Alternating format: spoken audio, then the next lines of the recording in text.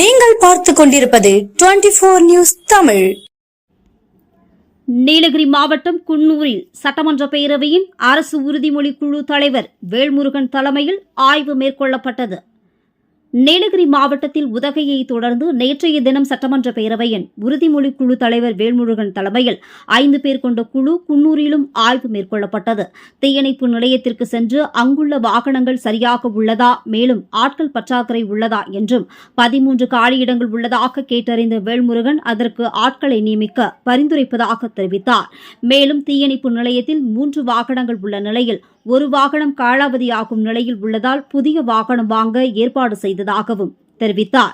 பின்பு குன்னூர் பேருந்து நிலையத்தில் ஆய்வு மேற்கொண்டு அங்குள்ள தேநீர் கடையில் உணவு உட்கொண்டு தரமான பொருட்களை விற்க வேண்டும் என கூறினார். மேலும் பேருந்து நிலையத்தில் புனரமைப்பு பணிகள் சரியாக நடக்கிறதா என்று கேட்டறிந்தார்.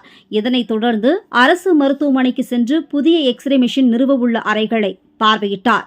மருத்துவமனையில் சிகிச்சையில் உள்ள நோயாளிகளுக்கு முறையான சிகிச்சை அளிக்கிறார்களா மருத்துவர்கள் என்று கேட்டறிந்தார்.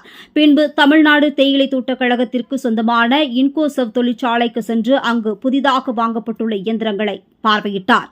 இந்நிகழ்ச்சியில் மாவட்ட ஆட்சியர் லட்சுமி பவ்யா தண்ணீரு மற்றும் குன்னூர் கோட்டாட்சியர் சதீஷ், குன்னூர் வட்டாட்சியர் கன்னிசுந்தரம் மற்றும் குன்னூர் நகர்மன்ற தலைவர் சுசீலா மற்றும் நகர்மன்ற துணைத் தலைவர் வாஷிம் ராஜா மற்றும் அரசுத்துறை அதிகாரிகள் உடனிருந்தனர். சட்டப்பேரவை உரிமை குழு 2 நாள் அலுவல் ஆய்வு மேற்கொண்டு நீலகிரி மாவட்டத்தில் அளிக்கப்பட்டிருக்கின்ற உறுதிமொழிகளை ஆய்வு செய்து வருகிறது.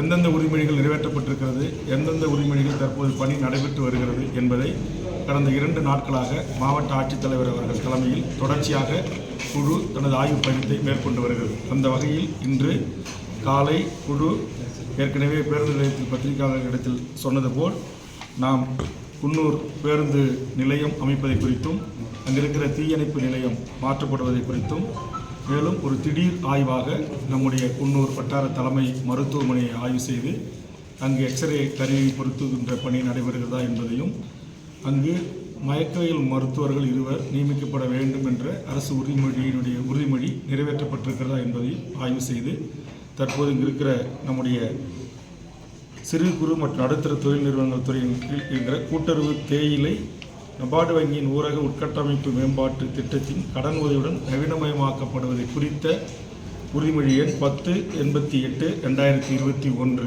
இது நிறைவேற்றப்பட்டிருக்கிறதா என்பதை குழு தற்போது ஆய்வுக்கு மேற்கொண்டிருக்கிறது. இங்கு இருக்கிற மற்றும் 16 நம்முடைய இந்த நிறுவனங்களில் 10 நிறுவனங்களுக்கு இந்த நிதி பகிர்ந்தளிக்கப்பட்டு பணிகள் முடிக்கப்பட்டிருக்கின்றன. ஏற்கனவே 5 நிறுவனங்கள் இதுபோன்ற லேட்டஸ்ட் டெக்னாலஜி மிஷின்களை கொண்டு புனரமைக்கப்பட்டிருக்கின்றன. 1 புதிதாக தொடங்கப்பட்டதால் அதற்கு அந்த அவசியம் எழவில்லை. ஆக இந்த 2021 உறுதிமொழியை சுமார் 50 கோடியே 6 லட்சம் மதிப்பீட்டில் செலவிட்டு புனரமைக்கப்பட்டிருக்கிறதா என்பதை குழு ஆய்வு செய்கின்ற ஒரு நோக்கத்தோடு வருகிறது. இதற்கான உரிய விளக்கத்தை இங்கிருக்கிற இதனுடைய பொது மேலாளர் அவர்கள் குழுவின் மீது ஆஜராகி உரிய விளக்கம் அளித்திருக்கிறார்கள். மேலும் 2022 ஒரு அறிவிப்பின் ஊடாக 3.39 கோடி ரூபாயில் இந்த நிறுவனத்தில் தற்போது நாம் பார்த்த இந்த பேக்கேஜிங் மிஷினரிஸ் இது நிறுவப்பட்டிருக்கிறதா, பயன்பாட்டுக்கு வரப்பட்டிருக்கிறதா என்பதை நேரடியாக களத்தில் ஆய்வு செய்யும் நோக்கோடு தான் மாவட்ட ஆட்சித்தலைவரோடு இந்த கள ஆய்வை நாங்கள் மேற்கொண்டோம்.